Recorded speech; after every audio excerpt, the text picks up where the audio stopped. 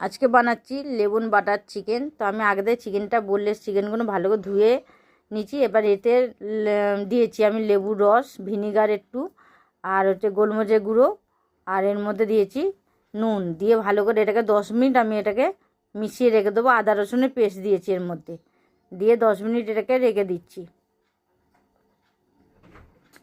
এর সঙ্গে কাশ্মীরি পাতা দিয়ে দিলাম, কাসুরি পাতা দিয়ে দিলাম, দিয়ে আবার কিছুক্ষণ এটাকে মাখিয়ে নিচ্ছি।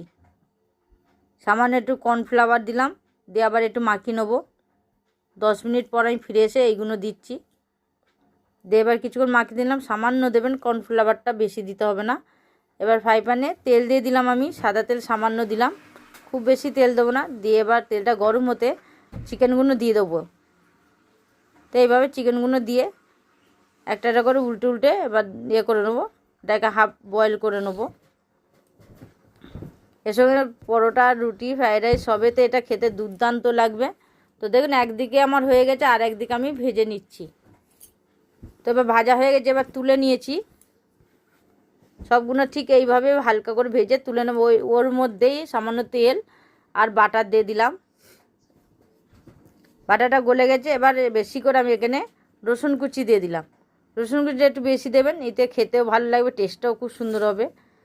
তো 10-12টা রসুন কুচি নিয়েছিলাম, এখানে আদা দিয়েছিলাম আর কাঁচা লঙ্কা দিয়ে দিলাম। দিয়ে এবার সামান্য জল দিলাম, দিয়ে জলটা দিয়ে একটু জলটা যেই ফুটে যাবে এবার নুন দিয়ে দিচ্ছি, গোলমরিচের গুঁড়ো দিয়ে দিলাম, দিয়ে ভালো করে একটু গরম করে নেবো।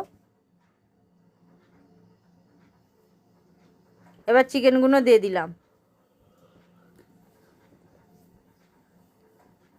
দিয়ে ভালো করে একটু নাড়িয়ে নিচ্ছি, উল্টে পাল্টে নাড়িয়ে নিচ্ছি। নিয়ে কম আছে এটাকে রান্না করে নেবো ঢাকা দিয়ে।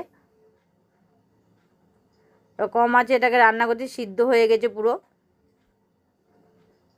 এবার ওর মধ্যে কর্নফ্লাওয়ারের একটু 1 চামচ কর্নফ্লাওয়ার আমি গুলে নিয়েছিলাম, নিয়ে ওর মধ্যে দিয়ে দিলাম।